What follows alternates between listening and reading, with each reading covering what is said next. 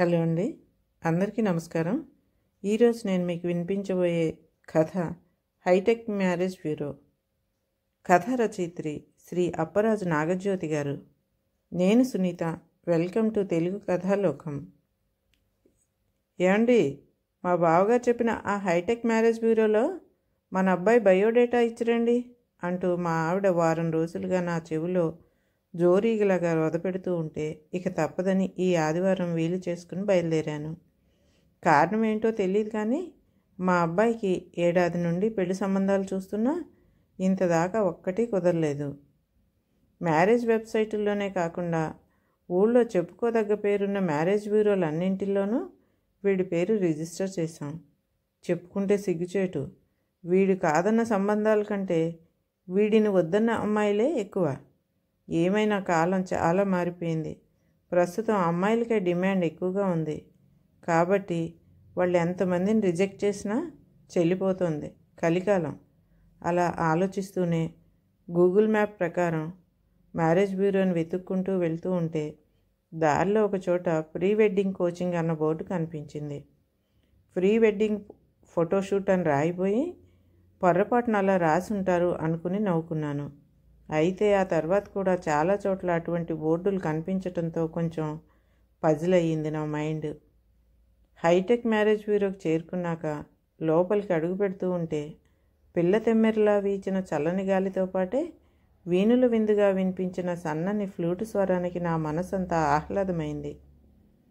ఎదురుగా reception desk ముందున్న 4 అమ్మాయిలను చూసి అటువైపుకు నడవబోతూ ఉంటే, సార్ ఇటు రండి అంటూ ఒక వ్యక్తి నన్ను అక్కడే ఉన్న ఒక మెషిన్ వద్దకు తీసుకెళ్ళి నా చేత ఆ మెషిన్ స్క్రీన్ పైన నా వివరాలని టైప్ చేయించగానే ఆ మెషిన్ నుండి ఒక టోకెన్ బయటకు వచ్చింది. దాన్ని తీసుకుని చదువుతూ, మీ టోకెన్ నెంబర్ 12, మిమ్మల్ని పిలిచేదాకా అలా కూర్చోండి అని చెప్పి వెళ్ళాడు అతను. ఇంక చేసేదేముంది, అక్కడే ఒక సోఫాలో సెటిల్ అయిపోయి చుట్టూ నిశితంగా పరికిస్తే గోడలకు అందమైన ఆయిల్ పెయింటింగ్లు, కుండీల్లో చక్కటి బోన్సాయి చెట్లు, ఆక్వేరియంలో రంగురంగుల చేప పిల్లలతో కనువిందుగా తోచింది ఆ హాలు. లేత గులాబీ రంగు, ఊదా రంగు యూనిఫామ్ ధరించిన స్టాఫ్ బిజీగా అటు ఇటు తిరుగుతుంటే అసలు నేను వచ్చింది మ్యారేజ్ బ్యూరోకేనా లేదా ఏదైనా స్టార్ హోటల్కా అన్న సందేహం కూడా కలిగింది. అక్కడే ఎదురుగా గోడకు బిగించిన స్క్రీన్ పైన మ్యారేజ్ బ్యూరోకి సంబంధించిన అడ్వర్టైజ్మెంట్లు, టెస్టిమోనియల్స్ చూస్తూ ఉంటే సమయం ఎలా గడిచిపోయిందో తెలియలేదు. టోకెన్ నెంబర్ 12 అని మైక్లో వినపడగానే గబగబా వెళ్ళి రిసెప్షన్ డెస్క్కి ఎదురుగా ఉన్న కుర్చీలో కూర్చుని మా అబ్బాయి బయోడేటాని, ఫోటోలని అక్కడ కూర్చున్న అమ్మాయి చేతికి అందించాను. వెంటనే ఒక చేత్తో ఆ డేటాని కంప్యూటర్లోకి ఎక్కిస్తూనే మరో చేత్తో ఒక పేపర్ తీసి నా చేతిలో పెట్టి, సార్ ఇందులో మా సర్వీసెస్, వాటి ఫీజులు, ఇంకా మా బ్యూరో షరతులు అన్నీ వివరంగా ఉన్నాయి. ఒకసారి చదువుకోండి. అలాగే మరో విషయం, ఇక్కడ మేము పెళ్లి సంబంధాలతో పాటు ప్రీ వెడ్డింగ్ కోచింగ్ కూడా ఇస్తాం. మీరు రెండింటికి ఒకేసారి రిజిస్టర్ చేశారంటే ఫీజులో 30% డిస్కౌంట్ ఇస్తామని చెప్పింది ఆమె.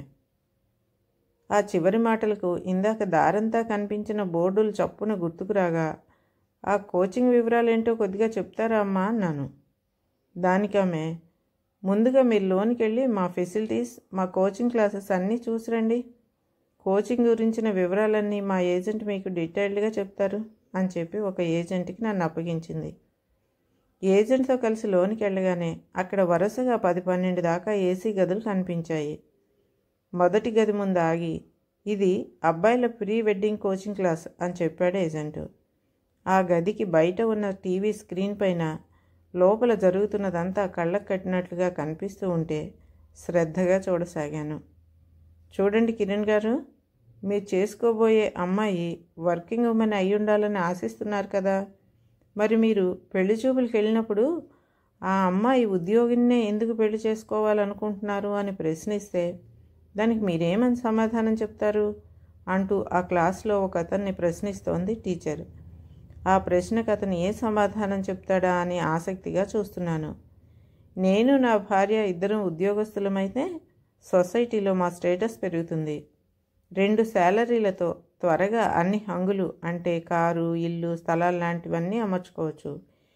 ఇంకా మాకు పుట్టబోయే పిల్లల్ని మంచి స్కూల్స్లో చదివించవచ్చు. గుడ్, మీకేం కావాలో చక్కటి క్లారిటీ ఉంది. కాకపోతే మీరు చెప్పిన ఈ సమాధానం విన్నాక ఆ అమ్మాయి మిమ్మల్ని మనీ మైండెడ్ మనిషిగా అపోహపడే ప్రమాదం ఉంది. కాబట్టి మీ సమాధానాన్ని నేను కొద్దిగా మార్చి చెప్తాను వినండి అంటూ టీచర్ ఇలా చెప్పటం మొదలుపెట్టింది. మా ఇంట్లో అంతా జెండర్ ఈక్వాలిటీని, అంటే స్త్రీ పురుష సమానత్వాన్ని నమ్ముతాం. మా అమ్మా నాన్నలు నన్ను మా చెల్లిని అన్ని విషయాల్లో సమానంగా చూస్తారు. అలాంటి వాతావరణంలో పెరిగాను కాబట్టి నా భార్య నాతో సమానంగా చదువుకుని చదువుకు తగ్గ ఉద్యోగం చేయాలని ఆశిస్తున్నానని చెప్పింది. ఈ సమాధానం నాకు తెగ నచ్చేసింది. నిజమే, పెళ్లి చూపుల్లో ఇలా చెప్తేనేగా ఏ అమ్మాయి అయినా ఇంప్రెస్ అవుతుంది. మీరు చెప్పింది చాలా బాగుంది మేడం, నోట్ చేసుకుంటాను అన్న ఆ అబ్బాయితో, కేవలం దీన్ని పేపర్ పైన నోట్ చేసుకుంటే సరిపోదు. ఈ మాటల్ని పదే పదే మనసులో మననం చేసుకోవాలి. అప్పుడే అవి మీ ప్రవర్తన పైన గాఢమైన ముద్రను వేసి మనసా వాచా కర్మణ మీరు మీ భార్యను మీతో సమానంగా చూసేలా చేస్తాయి. ఓహో, అంటే ఒక రకంగా ఇది సెల్ఫ్ హిప్నోసిస్ చేసుకోవడం అన్నమాట. పర్సనాలిటీ డెవలప్మెంట్ కోర్సుల్లో చెప్పినట్లుగా ఇలా పాజిటివ్ థాట్స్తో మనసును నింపుకోవటం మంచిదేలే అనుకుంటూ తిరిగి స్క్రీన్కి చెవులు కళ్ళు అప్పగించేశాను. ఇప్పుడు నేను చెప్పిందంతా పెళ్లి చూపులకు ముందు ఉపయోగపడే పాఠం. ఇక లెసన్ నెంబర్ 2కి వెళ్తే, మీరు ఆశించినట్లుగానే ఉద్యోగస్తురాలైన అమ్మాయితో మీ వివాహం జరిగిందనుకోండి. మీ కాపురంలో ఒకరోజు మీరు ఎప్పటిలాగే 6 గంటలకల్లా ఆఫీస్ నుండి ఇంటికి వచ్చేసారు. మీ ఆవిడకి మాత్రం ఆ వేళ ఆఫీస్లో పని ఎక్కువగా ఉండటం వల్ల తన ఇంటికి రావడం ఆలస్యం అవుతుందని ఆవిడ మీకు ఫోన్ చేసి చెప్పారనుకోండి. అప్పుడు మీ రియాక్షన్ ఏంటి? ఏముంది మేడం, ఉద్యోగం అన్నాక ఇటువంటివన్నీ మామూలేగా. తన ఇంటికి వచ్చేదాకా హాల్లో టీవీలో ఏ ప్రోగ్రామో చూస్తూ కూర్చుంటాను. లేదంటే ఏ వాట్సాప్లోనో ఫేస్బుక్లోనో డైరెక్ట్గా ఫోన్లోనో నా ఫ్రెండ్స్తో చాటింగ్ చేస్తాను. బాగుంది, ఆమె ఇంటికి వచ్చేదాకా మీరు ఏ విధంగా టైం పాస్ చేస్తారో చెప్పారు. కానీ ఇక్కడ మీరు అర్థం చేసుకోవాల్సిన విషయం ఒకటి ఉంది. ఆఫీస్లో ఎక్కువ పనిచేసి ఆలస్యంగా ఇంటికి వచ్చే మీ భార్య రాగానే మళ్ళీ వంట చేయటం కష్టం. కాబట్టి స్త్రీ పురుష సమానత్వాన్ని నమ్మే మీరు నిజానికి ఆ రోజున చేయవలసింది ఏంటంటే, టీ లేదా కాఫీ చేసుకుని మీరు తాగటంతో పాటు ఆమె కోసం కూడా ఫ్లాస్క్లో పోసి తన ఇంటికి రాగానే కప్పులో పోసి చేతికి అందించటం. దాంతో ఆమె చాలా రిలాక్స్ అవుతారు. అలాగే తన ఇంటికి చేరుకునే లోపే సింపుల్గా డిన్నర్ని ప్రిపేర్ చేయటం కానీ లేదా బయట నుండి ఆర్డర్ చేసి తెప్పించడం కానీ చేయటం మరింత శ్రేష్టం. లేదా మీ ఇంట్లో ఈ పనులకు వేరే మనిషి ఉంటే ఆమెతో చెప్పి దగ్గరుండి చేయించవచ్చు. నిజానికి ఆ ఒక్కరోజే కాకుండా ప్రతిరోజు ఇంట్లో వంటతో సహా అన్ని పనుల్లో మీరు సమాన భాగం తీసుకుంటే మీ అన్యోన్య దాంపత్యానికి 100 ఏళ్ల గ్యారంటీ ఉంటుంది. ఆ చివరి మాటలకు ఆలోచనలో పడ్డాను. మా ఆవిడ ఉద్యోగం చేయదు కాబట్టి ఈ సందర్భం నాకు వర్తించదు. కానీ తనకి ఒంట్లో బాగోలేని రోజుల్లో కూడా నేను పొరపాటునైనా వంటింట్లోకి వెళ్ళింది లేదు. పిసరంత సాయం కూడా చేయలేదు. పాపం తనే ముక్కుతూ మూలుగుతూ పనులన్నీ చేసుకుంటుంది. నాకు చాలా గిల్టీగా అనిపించింది. సార్, మిగతా క్లాస్ రూములు కూడా చూస్తే మీకు మా సర్వీసెస్ పైన పూర్తి ఐడియా వస్తుంది అన్న ఏజెంట్ మాటలకు ఆలోచనల నుండి బయటకు వచ్చి అతని వెనుక నడిచాను. 2వ గదిలో పాఠం మరో కోణంలో నడుస్తోంది. మీరు చేసుకోబోయే అమ్మాయి ఇంటి పట్టునే ఉండాలని, ఉద్యోగం చేయకూడదని చెప్తున్నారు. దానికి కారణం తెలుసుకోవచ్చా అన్న టీచర్ ప్రశ్నకు ఆ యువకుడు, నేను చేస్తున్నది చాలా బాధ్యతతో కూడిన పెద్ద ఉద్యోగం. ఈ ఉద్యోగంలో చాలా ఒత్తిళ్లు ఉంటాయి. దానికి తగ్గట్టే జీతం కూడా భారీగానే ఉంటుంది. నా సంపాదనే అంటున్నప్పుడు ఇక నా భార్య కూడా ఒళ్ళు హోనం చేసుకుని సంపాదించవలసిన అవసరం ఏమిటి? పైగా నా ఉద్యోగంలో పని గంటలు ఎక్కువ కాబట్టి ఇంట్లో నా నుండి నా భార్యకు అందే సాయము సమయము రెండూ తక్కువే. కనుక ఇంటిని, మాకు పుట్టబోయే పిల్లల్ని నాకంటే తనే ఎక్కువ బాధ్యతగా చూసుకోవాల్సి ఉంటుంది.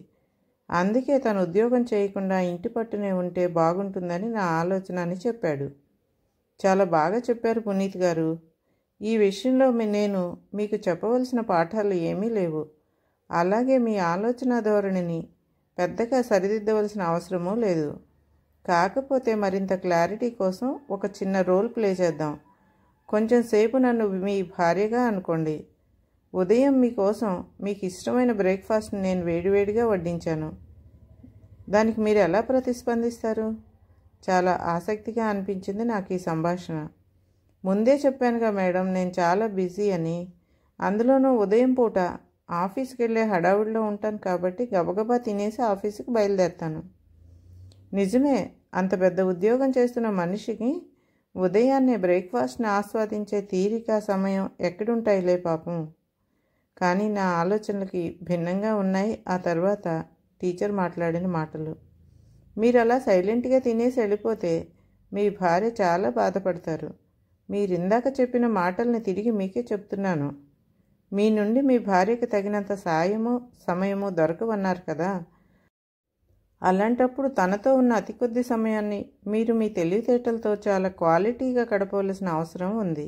అది ఎలాగంటే, ఆ టిఫిన్ తింటున్న సమయంలోనే ఒక్క మాట, చాలా శ్రద్ధ పెట్టి చేసినట్టున్నావు డార్లింగ్, టిఫిన్ ఎంతో రుచిగా ఉంది, అదర కొట్టేశావు హనీ అని మీరంటే ఆమె మొహం వెలిగిపోతుంది.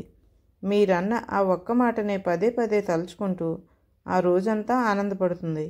మీతో ఎక్కువ సమయం గడపలేని లోటుని ఆ ఒక్క మాట తీర్చేస్తుంది. ఇదే సూత్రం భోజనానికి, పడకకి, అన్నింటికీ వర్తిస్తుంది పునీత్. ఉదయం 4ంటికే లేచేసి ఇంటిడి పనిని ఒంటి చేత్తో చేసుకుంటూ నేను ఉదయం ఆఫీస్కి వెళ్ళేలోగా 2 మార్లు ఫిల్టర్ కాఫీని ఎంతో రుచికరంగా చేసి పెట్టే మా ఆవిడను నేనేనాడూ ప్రశంసించలేదు. రోజంతా పనులతో అలసిపోయినా రాత్రికి చక్కగా స్నానం చేసి ఫ్రెష్గా బెడ్రూమ్లోకి వచ్చే ఆమెని మాటలతో కాదు కదా, కనీసం కళ్ళతోనైనా సరే ఒక చిన్న మెచ్చుకోలును ప్రదర్శించలేదు నేను. భార్యగా అవన్నీ ఆమె డ్యూటీలనే అనుకున్నాను తప్ప మరోలా ఆలోచించలేకపోయిన నాపై నాకే ఆ క్షణాన చిరాకు వచ్చేసింది. ఇటువంటి కోచింగ్ సెంటర్లు అప్పట్లో కూడా ఉండుంటే ఎంత బాగుండేది. నెక్స్ట్ క్లాస్ రూమ్కి వెళ్దామా సార్ అన్న ఏజెంట్ హెచ్చరికతో ఆ తర్వాత గదికి వెళ్ళాము. ఆ గదిలో అంతా ఆడపిల్లలున్నారు. మీరు చేసుకోబోయే వ్యక్తి పెద్ద బ్యాంక్ ఆఫీసర్, డాక్టర్ లేదా సాఫ్ట్వేర్ ఇంజనీర్ అయి ఉండాలని ఆశిస్తున్నారు. అలా ఎందుకంటే వాళ్ళకి మంచి సంపాదన, సమాజంలో మంచి పేరు ప్రతిష్టలు ఉంటాయన్నదేగా మీ సమాధానం అన్న టీచర్ ప్రశ్నకు అవునన్నట్టుగా ఆ అమ్మాయిలంతా తలాడించారు. సరే, ఇప్పుడు మనం ఒక సిచ్యుయేషన్ని అనలైజ్ చేద్దాం. ఒకరోజు మీ వారితో కలిసి మీరు డిన్నర్కి బయటికి వెళ్ళే ప్రోగ్రాం పెట్టుకున్నారు. సాయంత్రం 6 గంటలకల్లా చక్కగా తయారై ఆయన కోసం ఎదురు చూస్తున్నారు. అయితే రాత్రి 9 దాటినా ఆయన జాడలేదు. ఫోన్ చేస్తే నో రెస్పాన్స్. తీరిగ్గా రాత్రి 10 గంటలు దాటాక ఇంటికి చేరుకున్న ఆయన మీకు కనీసం సారీ చెప్పలేదు సరికదా, అసలు మిమ్మల్ని బయటికి తీసుకెళ్తానన్న సంగతే మర్చిపోయి చాలా అలసిపోయాను, ఆకలిగా లేదు, వెళ్ళి పడుకుంటానని చెప్పి బెడ్రూమ్కి వెళ్ళిపోయారు. అప్పుడు మీ రియాక్షన్ ఏంటి? నా పట్ల అంత నిర్లక్ష్యంగా ప్రవర్తించే వ్యక్తిని నేను ఒక్క క్షణం కూడా భరించలేను. వెంటనే విడాకులకు అప్లై చేస్తానని ఒకరు, వెంటనే సూట్ కేసు సర్దుకుని మా పుట్టింటికి వెళ్ళిపోతానని, తను వచ్చి నా కాళ్ళు పట్టుకుంటే తిరిగి తనతో వెళ్ళను అని మరొకరు, కనీసం వారం రోజులైనా తనతో మాట్లాడనని అంటూ అక్కడున్న అమ్మాయిలంతా తలో రకంగా సమాధానం ఇచ్చారు. అవన్నీ ఓపికగా విన్న తరువాత, చూడండమ్మా, మీరంతా గుర్తుపెట్టుకోవాల్సిన విషయం ఒకటి ఉంది. అదేమిటంటే, అంత పెద్ద పొజిషన్లో ఉన్న వ్యక్తి చాలా బిజీగా ఉంటారు కాబట్టి అతను ఫ్యామిలీతో ఎక్కువ టైం గడపలేడు. ఆ విషయం మీరు అతన్ని పెళ్లి చేసుకునేందుకు ముందే తెలుసుకుంటే మంచిది. అతనికి మీపై బోలెడంత ప్రేమ ఉంటుంది, కానీ దానిని ప్రదర్శించేందుకు అతనికి చాలినంత సమయం దొరకటం లేదన్న విషయాన్ని మీరు అర్థం చేసుకోవాలి. కాబట్టి మీరే చొరవ తీసుకుని అతను భోజనం చేస్తున్నప్పుడు పక్కనే కూర్చుని మాట్లాడటం, లేదా ఉదయాన్నే అతనికి జాగింగ్ లేదా రాత్రిపూట వాకింగ్ చేసే అలవాటు ఉంటే అతనితో పాటు మీరు కూడా వీలు చేసుకుని వెళ్ళటం లాంటివి చేస్తూ మీరిద్దరూ కలిసి గడిపే సమయాన్ని కొద్ది కొద్దిగా పెంచుకుంటూ రావాలి. అలాగే అతని ఇంట్లో లేని సమయాల్లో మీరు మీ ఫ్రెండ్స్తోనో మీ పిల్లలతోనో ఆహ్లాదంగా గడపటాన్ని అలవాటు చేసుకోవాలి. లేదా ఏవైనా చక్కటి హాబీలను డెవలప్ చేసుకోవాలి అన్న టీచర్ మాటలు చాలా అర్థవంతంగా చూశాయి. సార్, ఇంతదాకా థియరీ క్లాసులను చూశారు కదా, ఇప్పుడు ప్రాక్టికల్ క్లాసెస్ చూద్దాం అంటూ ఏజెంట్ తీసుకెళ్లిన మరో గదిలోకి తొంగి చూసి ఆశ్చర్యపోయాను. ఆ గదిలో అబ్బాయిలు అమ్మాయిలు ఒకరితో ఒకరు మాట్లాడుకుంటూ నవ్వుకుంటూ తలో పని చేస్తున్నారు. కొంతమంది బట్టలు ఉతుకుతున్నారు, కొంతమంది గిన్నెలు కడుగుతున్నారు, మరికొంతమంది ఆరిన బట్టలను తొంతరలుగా మడతలు పెడుతున్నారు, ఇంకొంతమంది డైనింగ్ టేబుల్ను శుభ్రంగా తుడుస్తున్నారు. ఆ గదికి అటాచ్డ్గా ఉన్న కిచెన్లో కుస్తీ పడుతున్న వాళ్ళు కొందరు. అది చూసి నాకు ఏమీ అర్థం కాక, ఇదంతా ఏమిటి, వీళ్ళంతా ఎవరు, ఇక్కడ ఏదైనా హాస్టల్ నడుపుతున్నారా అంటూ ఏజెంట్ని అడిగాను. దానికి అతను ఫెళ్ళున నవ్వేసి, భలేవారే, ఇది హాస్టల్ కాదు, వాళ్ళంతా పనివారు కాదు, ఇది కూడా కోచింగ్లో ఒక భాగమే. భార్యాభర్తల మధ్య వచ్చే గొడవల్లో సింహభాగం ఇంటి పనుల విషయాలే కదండి. అందులోనూ భార్యాభర్తలిద్దరూ ఉద్యోగస్తులైతే ఇంట్లో ఎవరు ఏ పనులు చేయాలన్న దానిపైన చిన్న సైజు ప్రపంచ యుద్ధాలే జరుగుతూ ఉంటాయి. సాధారణంగా ఇంట్లో పనులు ఎక్కువగా ఆడవారిపైనే పడుతూ ఉంటాయి. దాంతో వాళ్లల్లో అసహనం పెరిగిపోయి చిరాకులు ఎక్కువైపోయి మెల్లిమెల్లిగా అవే పెద్ద గొడవలకు దారితీస్తాయి. అలా జరగకుండా ఉండేందుకు అబ్బాయిలకి ఇలా పనులు నేర్పిస్తున్నాం. నిజానికి ఈ కాలం అమ్మాయిలు కూడా ఇంటి పనులు చేయటాన్ని నామోషిగా భావిస్తున్నారులేండి. డబ్బులు పడేస్తే పనివాళ్ళ దొరుకుతారనేది వాళ్ళ ధీమా. కానీ ఇంట్లో ఎంతమంది పనివాళ్ళు ఉన్నా కూడా కొన్ని పనుల్ని ఇంటి యజమానులే చేసుకోవాల్సి ఉంటుంది. దానికి తోడు అడపదడప పనివాళ్ళు నాగా పెడతా ఉంటారు. అలాంటప్పుడు పని చేయాల్సింది నువ్వా నేనా అంటూ భార్యాభర్తలు తగవులు పెట్టుకోకుండా సరిసమానంగా పంచుకుంటేనే సంసారం సవ్యంగా సాగుతుంది. పాతకాలంలో అయితే తల్లుల వెనకాలే ఉంటూ ఆడపిల్లల పెళ్ళిళ్ళకి ముందే ఇంటి పనులన్నీ నేర్చేసుకునేవాళ్ళు. ఈ కాలం ఆడపిల్లలు చదువులు బాగా చదువుతున్నారు, కానీ పనుల విషయంలో మాత్రం పెద్దగా ఆసక్తి చూపించడం లేదు. అలాగే మగపిల్లల విషయానికి వస్తే అప్పట్లో ఆడపిల్లలు ఉద్యోగాలు చేయకుండా ఇంటి పట్టునే ఉండేవారు కాబట్టి మగపిల్లలకి ఇంటి పనులు చేసే అవసరం ఉండేది కాదు. కానీ ఇప్పటి పరిస్థితి అది కాదు కదా. ఇది అర్థం చేసుకున్న ఈ కాలం తల్లులు తమ కొడుకులకు కొద్దో గొప్ప ఇంటి పనులను నేర్పించే ప్రయత్నాలని చేస్తున్నారు. కాకపోతే ఇంకా పాత భావాలు పోని తండ్రులు మాత్రం దానికి అడ్డుపుల్లలు వేస్తున్నారు. అందుకే ఇక్కడ ఇలా వాళ్ళందరికీ ఇంటి పనుల్లో ప్రత్యేకంగా ట్రైనింగ్ ఇవ్వాల్సి వస్తుంది. నిజమే, మా ఆవిడ కూడా ఇలాగే ఎప్పుడైనా మా అబ్బాయికి ఇంట్లో పని చెప్పబోతే, మగపిల్లాడికి ఆడంగి పనులు చెప్తావేంటి బుద్ధి లేకుండా అంటూ నేను కసిరేవాడిని. మనసులో అనుకోబోయి ఆ మాటల్ని పైకే అనేశాను. పనులకు లింగభేదం ఏంటండి, అయినా మీరు ఇంకా నయమేలేండి. నాకు తెలిసిన చాలామంది తండ్రులైతే పనులన్నీ భార్య చేసుకుపోవాలనుకుంటారు. భార్య కూడా ఒకప్పుడు పుట్టింట్లో యువరాణి లాగే పెరిగి వచ్చిందన్న విషయాన్నే తలుచుకోరు. అలాగే రేపు వివాహమై మరో ఇంటికి వెళ్ళిపోయాక తన కూతురు కూడా తన భార్యలాగే అక్కడ పనులన్నీ చేసుకోవాలన్న సంగతి తోచదు వారికి. అయినా స్త్రీ పురుష తారతమ్యాలు లేకుండా వంటతో సహా అన్ని పనుల్ని అందరూ నేర్చేసుకుంటే అవసరానికి పనికొస్తుంది కదండి. ఫర్ ఎగ్జాంపుల్, భార్య జ్వరంతో మంచం ఎక్కిందనుకోండి, స్విగ్గీ జొమాటోలపై ఆధారపడి ఆరోగ్యాన్ని మరింత పాడు చేసుకోకుండా ఇంట్లోనే చక్కగా 4 ఇడ్లీలు చేసి పెడితే ఆవిడ సంతోషిస్తుంది కదా, త్వరగా కోలుకుంటుంది కూడాను. ఆ అనుబంధం మరింత బలపడుతుంది కదండి అన్న ఏజెంట్ మాటలకు అవునన్నట్లుగా తలాడించాను. అప్పటికే ఈ కోచింగ్ సెంటర్తో చాలా ఇంప్రెస్ అయిన నేను ఇంకేమీ ఆలోచించలేదు. వెంటనే రిజిస్ట్రేషన్ ఫారంని నింపేసి మా వాడికి పెళ్లి సంబంధంతో పాటు కోచింగ్ క్లాసెస్ కూడా డబ్బులు కట్టేశాను. ఇంటికి వెళ్తూ దారిలో వెజిటబుల్ మార్కెట్లో కనిపించిన పెద్ద మిరపకాయలను కొనేసి ఆ పైన యూట్యూబ్లో మా ఆవిడకి ఇష్టమైన మిర్చి బజ్జీ ఎలా తయారు చేయాలన్న వీడియోని సేవ్ చేసి పెట్టుకున్నాక మొట్టమొదటిసారిగా నా చేతి మిర్చి బజ్జీలు తింటుంటే మా ఆవిడ కళ్ళల్లో మెరిసే కాంతిలో నన్ను నేను చూసుకోవాలన్న కోరికతో తొందర చేస్తుంటే వడివడిగా ఇంటికి బయలుదేరాను. ఏమండి, ఎన్నడూ లేనిది అసుర సంధ్య వేళ పడుకున్నారేంటి? లేవండి, ఆ హైటెక్ మ్యారేజ్ బ్యూరోలో మన అబ్బాయి పేరు రిజిస్టర్ చేసి రావాలన్న సంగతి మీకు గుర్తుందా లేదా అన్న మా ఆవిడ మాటలకు ఉలిక్కిపడి కళ్ళు తెరిచాను. ఓహో, అయితే ఇదంతా కలేనా? ఏమైతేనే బూజు పట్టిన నా పురుషాహంకార భావాలని కూకటి వేళ్లతో పెకిలించేసి నా ఆలోచనలో చక్కటి మార్పును కలిగించిన ఆ సుస్వప్నానికి మనసులోనే జోహార్లు అర్పిస్తూ హైటెక్ మ్యారేజ్ బ్యూరోకి బయలుదేరాను. వచ్చేటప్పుడు బజ్జీల కోసం మిరపకాయలు కూడా తెస్తాను. కథ సమాప్తం. ఈ కథ కనుక నచ్చినట్లయితే లైక్ చేయండి, షేర్ చేయండి, మరియు సబ్స్క్రైబ్ కూడా చేయండి.